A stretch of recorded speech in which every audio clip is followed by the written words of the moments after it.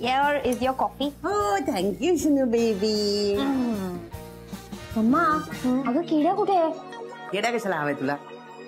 अगं कॉफी केली मी त्याच्यासाठी, त्याला कॉफी देऊ ना. इडियट आहे शनू बेबी तू. विसरतीस आपण त्याला बंद करून ठेवलाय ते. ओ माय गॉड, बघ मी विसरले होते. ऍक्च्युली मी तुला हेच सांगणार होते की त्याला बाहेर काढूया ना, पण मम्मा प्लीज. अगं त्यांनी काही खाल्लेलं नाही, त्यांनी पाणी पण नाही प्यायलाय कालपासून. खाऊ दे, बघूया ना त्याची मजा बघूया जरा. आता झालेल्या महत्त्वाच्या बातमीनुसार राधिका मसालेच्या सर्वेसर्वा राधिका सुभेदार आणि त्यांचे मिस्टर गुरुनाथ सुभेदार यांच्यात एक लढा सुरू होता, पण तो आता संपलेला आहे आणि खरा चोर जो आहे त्याला अटक झालेली आहे. हा खरा चोर दुसरा तिसरा कुणीही नसून राधिका सुभेदार यांचा हितशत्रू आहे. ज्या साखरगावच्या शेतकऱ्यांचा पेपर हरवले त्याच साखरगावचा सावकार पोपटराव जहागीरदार. पोपटराव जहागीरदार यांना अटक करण्यात आली असून हे कागदपत्र त्यांच्याकडे सापडले आहेत. फायनली खरा चोर सापडल्यामुळे गुरुनाथ सुभेदार यांना मुक्त करण्यात आलेला आहे. पण आय डोंट अंडरस्टँड, पॅरेंटची काय चूक आहे या सगळ्यामध्ये? त्याचा तर संबंध पण नाहीये यार. तो का चोरी करेल? पोपटाला का टाकला पिंजऱ्यात? मला काही कळत नाही. पॅरेंट कडे ती बॅग कशी असेल? No idea Shanu baby. त्या कॅरीचा काय प्लॅन आहे तेच कळत नाहीये. आणि ह्या सगळ्या बुद्धे पोपटाचा काय संबंध? त्याला का टाकलाय पिंजऱ्यात?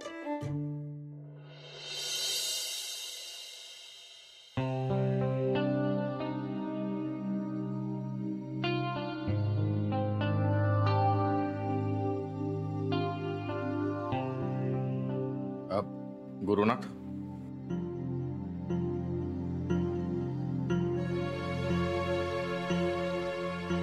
काय झालं बाबा? मला बोलायचंय तुझ्याशी. आत येऊ मी? विचारताय का बाबा? या ना.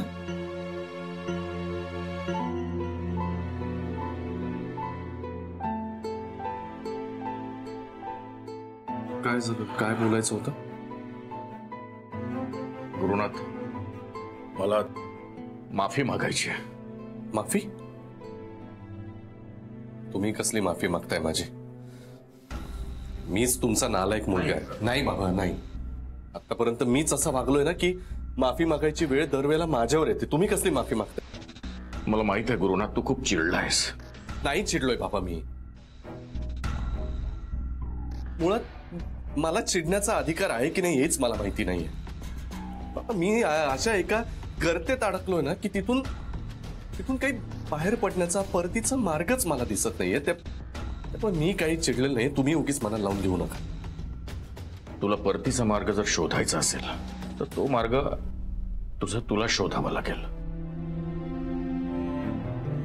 मला माहिती आहे माझ्याबद्दल तुझ्या मनात राग खतखततोय. तू लहानपणापासूनच तसा आहे गुरुनाथ. पण खरंच त्या दिवशी माझं मलाच कळलं नाही आणि चार चौघात तुला खूप बोललो मी. तुझ्यावर चोरीचा आळ घेतला मी.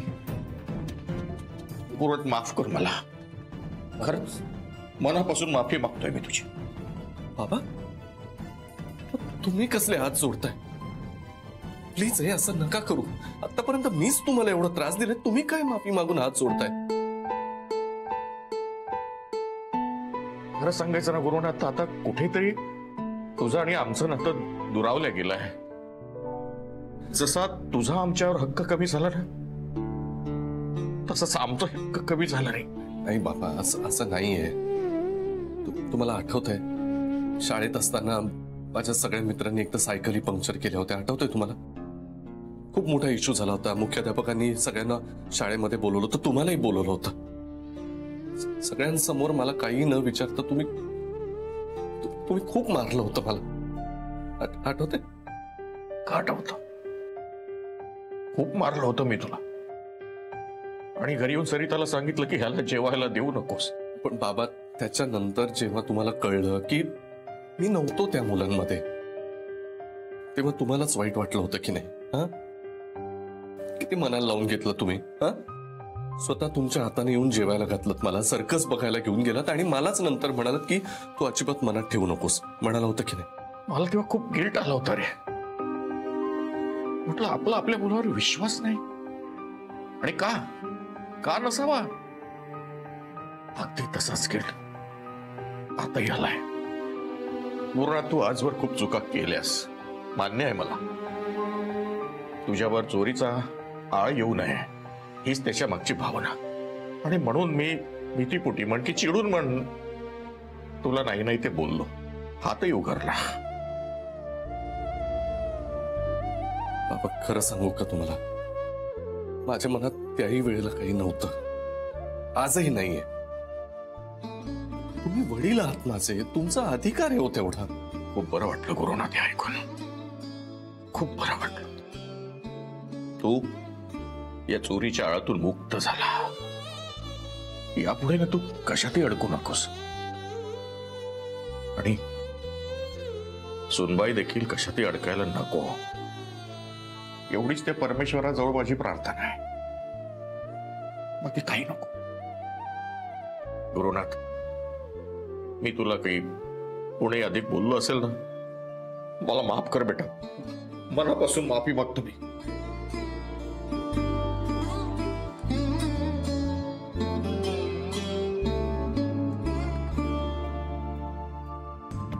वा गुरुनाथ वा, जे कधी शक्य नव्हतं असं वाटत होतं तेही तू करून दाखवलंस. चला, बाबांची नाराजी तर दूर झाली, आता नंबर राधिकाचा आहे. आता तिला कसंही करून मनवायला हवं, तेही मी करेन.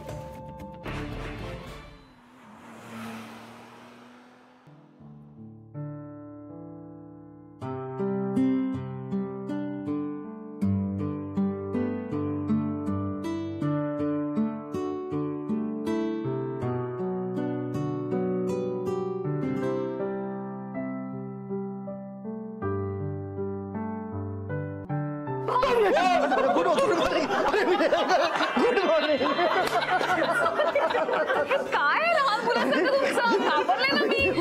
अरे गुड मॉर्निंग. काय आनंद होतोय? अरे मीच घाबरलो तिला, भाऊ गेला का तुम्हाला हे? नाही ना. वा वा. काय हे? पहिला बेडा कोण भरवणार आहे वहिनी ना? हो मी भरवतो. द्या द्या वहिनी, हे घ्या. थोडा एकदम थोडा, हे घ्या. थँक्यू. वा वा. हे घे रघु. बरं, हे संपूर्ण स्टाफच्या वतीने तुमच्यासाठी. वा वा वा. कॉंग्रॅच्युलेशन वहिनी. द्या द्या. बहिणी, मनापासून तुमचं अभिनंदन. फार मोठ्या संकटातून आपण बाहेर पडलोय. शेवटी खरा चोर सापडला. काल रात्री शिवानी मॅडमचा फोन आला, आता बातमी सगळीकडे पोहोचली आहे. वहिनी, अहो सकाळपासून मीडियामधनं फोन येत आहेत, त्यांना इंटरव्ह्यू हवाय तुमचा. देणार, आपण सगळ्यांना इंटरव्ह्यू देणार, पण आधी शेतकऱ्यांना कागदपत्र द्यायची आणि मगच. चालेल चालेल, तसं कर. Correct. Ma'am, thank you so much. अहो थँक्यू कशाबद्दल? कशाबद्दल म्हणजे काय, मी तुम्हाला सांगितलं आणि तुम्ही लगेचच पोपटराव जहागीरदारांचा पाठपुरावा केला त्याबद्दल. ते आमचं कामच आहे ना. ही शेतकऱ्यांची कागदपत्र.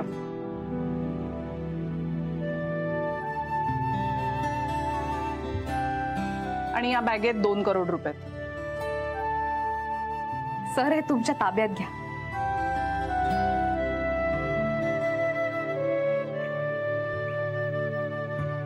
श्रेयस, मी भाऊरावांना फोन केलाच आहे. तू एकदा कन्फर्म कर, ते निघालेत ना साखरगावहून. मी फोन करतो. ए, माझा पेढा.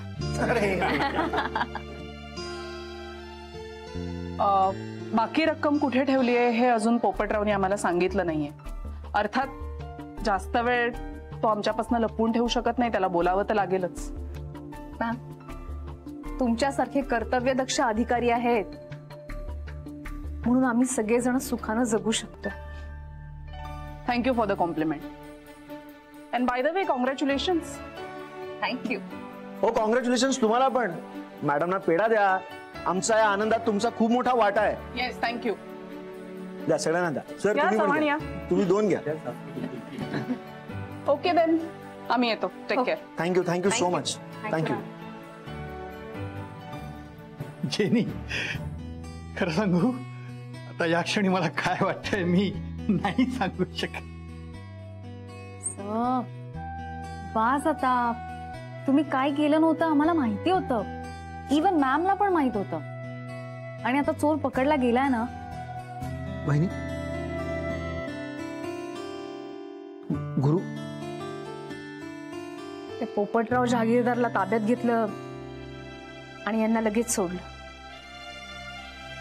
आपण खूप मोठ्या संकटातून वाचलो.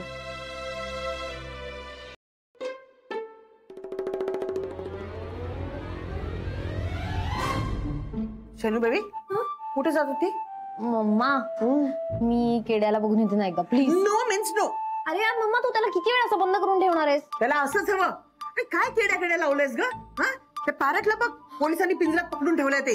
हो ना यार. मम्मा काय मी पॅरेटला भेटून येऊ का? शनू बेबी तुला डोकं आहे का ग थोडं तरी? हा आधीच आपल्या डोक्याला काही कमी ताप आहेत का? काय यार मम्मा तू मला पॅरेटलाही भेटू देत नाहीयेस, मला तू केड्यालाही बाहेर काढू देत नाहीयेस. काय करू मम्मी? आता कोण आलो? दार उघडल्याशिवाय कळणार आहे का कोणाला ते? इडियट.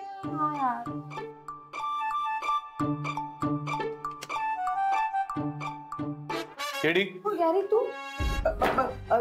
तुम्ही केडी आत आहे. केडी कुठे? आत आहे. हा ते तर मग बोलवा त्याला बाहेर.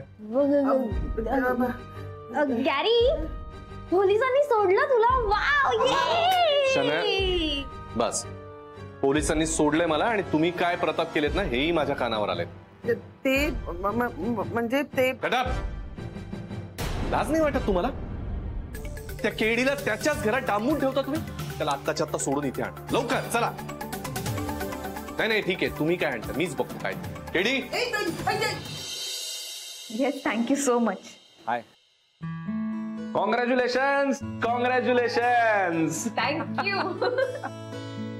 तुझंही खूप अभिनंदन. माझं का? तू धीर दिला नसता तर हे शक्यच झालं नसतं. सौमित्रम माझ्यापेक्षा तुझा विश्वास होता.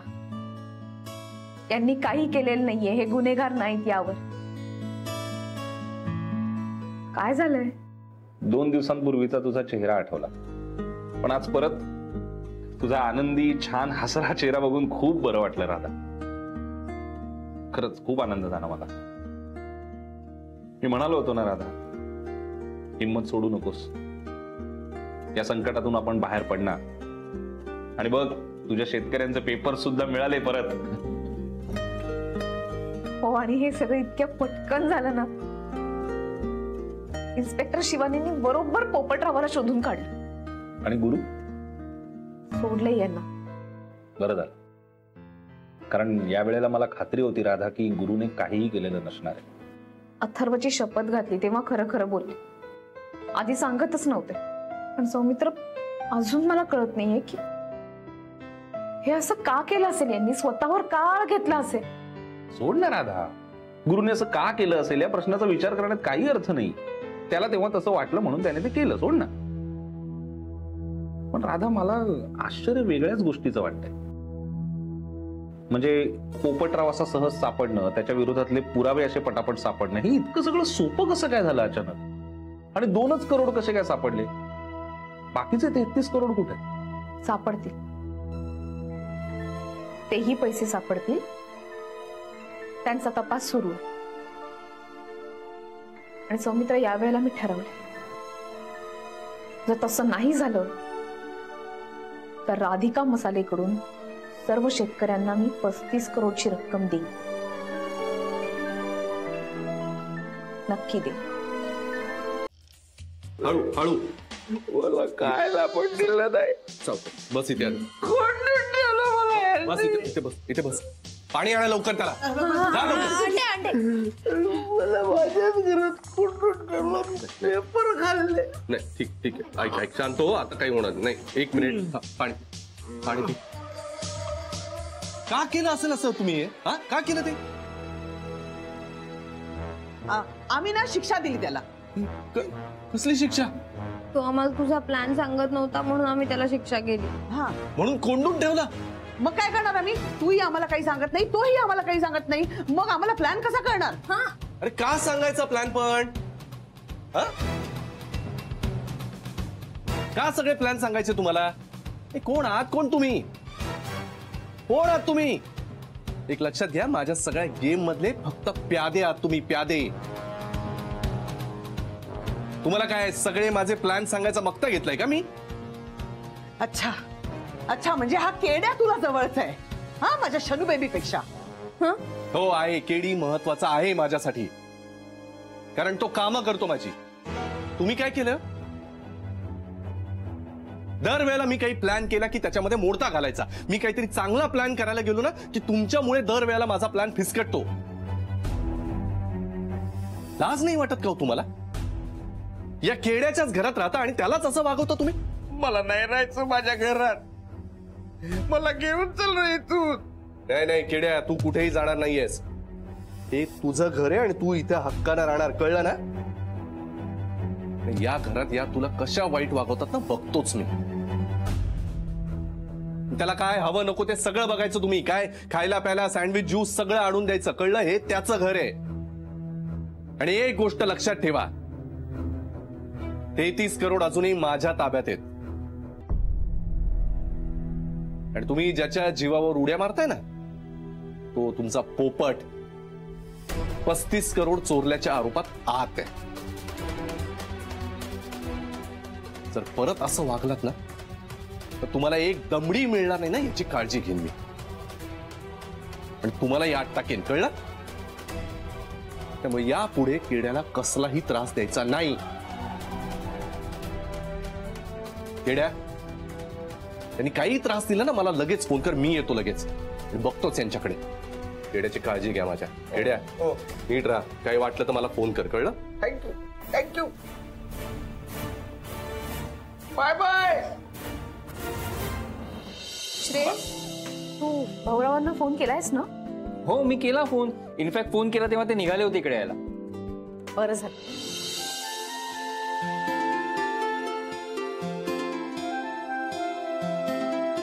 नमस्कार राधिकाताई. भाऊराव, या ना, या या या. नमस्कार. नमस्कार.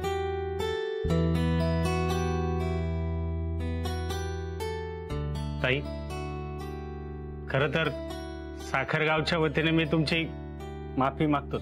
काय हे? अहो सदाभाऊ, हे काय करताय तुम्ही? उठा बरं, असं नाही वागायचं. चूक झाली. तुमच्यासारख्या देव माणसावर आम्ही आळ घेतला. नाही नाही ते बोललो, वाईट वंगाळ वागलो. माफ करा आम्हाला.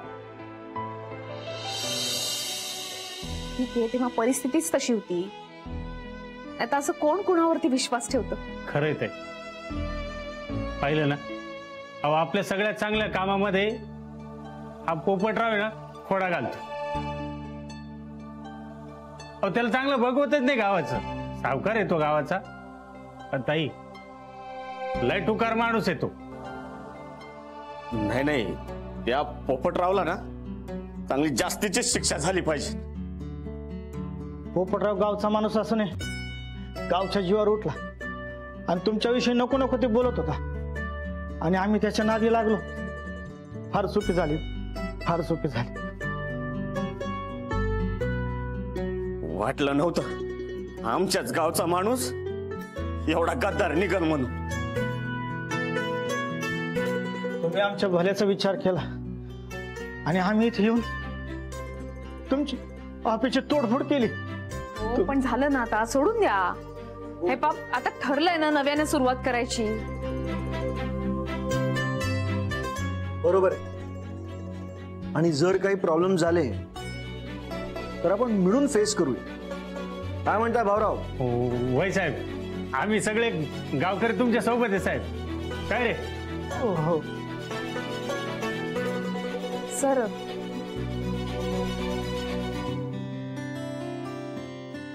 भाऊराव, ही तुमची कागदपत्र. धन्यवाद ताई, लय उपकार झाले तुमचे. आता असंच गावाकडे जातो आणि ही आनंदाची बातमी सगळ्या गावात सांगतो. ठीक आहे, पण आता आपल्याला लवकरात लवकर कामाला सुरुवात करायला हवी. अजून पैसे हातात आले नाहीयेत, पण पोलीस तपास सुरू आहे. तोही लवकरात लवकर होईल. पोपटराव अजून काही सांगत नाहीये पैशांबद्दल, पण आता आपल्याला थांबून चालणार नाही. कामाला सुरुवात करूया. पैसे नसतील तर काम कसं सुरू करणार? हे पहा, जिथे इच्छा आहे तिथे मार्ग आहे. तुम्ही काळजी करू नका, मी तुम्हाला पैसे मिळवून दे. मी तुम्हाला सांगते, राधिका मसालेकडून तुम्हाला 35 करोड रुपये मिळतील.